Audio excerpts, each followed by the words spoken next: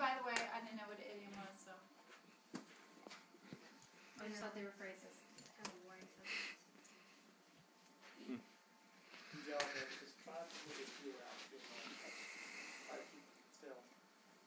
Alright. My speech is to inform on the usage and origins of idioms. It will cover the definitions of idioms and how idioms are unique to every individual culture.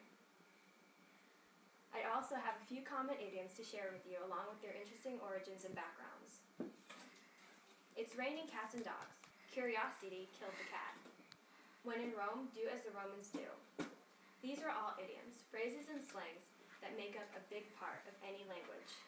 When picked apart literally, they don't make much sense, but they're used more as metaphors, and you have to think of them as a figurative meaning, but not literal. Their main function is to paraphrase what is going on and what is happening. Each idiom has an interesting background that explains for itself its oddly worded phrase.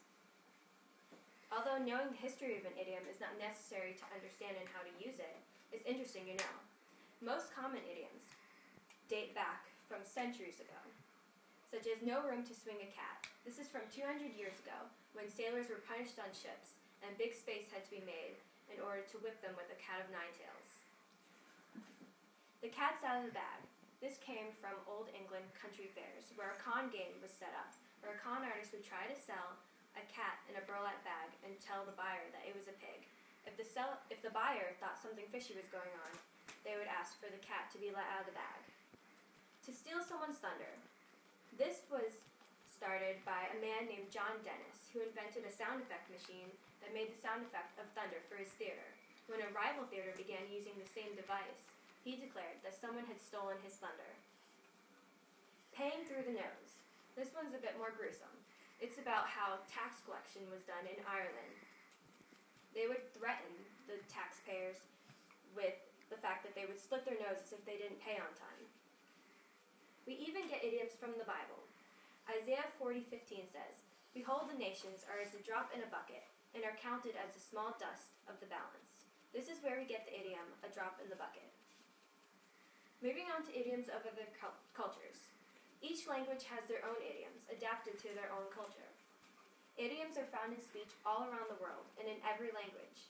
Some are very similar to our own, and some sound extremely different, but they all mean the same thing.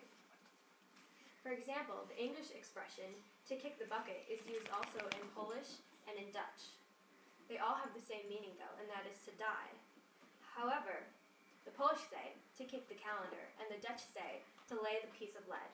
These all sound different from "kick the bucket," but they all mean exactly the same thing. Also in English, when wishing someone good luck, they say, "I'll cross my fingers for you." In Germany, they use, "I'll squeeze my thumbs." The main point of these examples is that an idiom is a manner of speaking that is natural to native speakers of that language. It proves that only people who are good at speaking English can use English idioms correctly, because idioms are a part of your culture. Some idioms, it is impossible to know its true origin, reason being that they are from so long ago that they are forgotten and distorted. So you can't really know if it's actually fact or fiction. One of these hard-to-trace idioms is the common saying, "It's raining cats and dogs." One story goes that in the 15th century, when thatched roofs were common, the cats and dogs would try and find warmth on the roofs, and when a rainy day would come, they would get washed off the roofs, and the townspeople would see them falling and would declare that it was raining cats and dogs. Unfortunately, it's hard to tell if this legend is true, because another one goes that there were flawed sewer systems that would flood the cats and dogs and would drown. So to recap, looking at the words in an idiom individually makes no sense, but as a whole they have a specialized meaning. They are really abbreviated legends passed down from hundreds of years ago and are a great part of our culture. Idioms can be found scattered throughout our everyday conversation, making it more colorful and entertaining. They are comical expressions that lighten the message that we are trying to convey.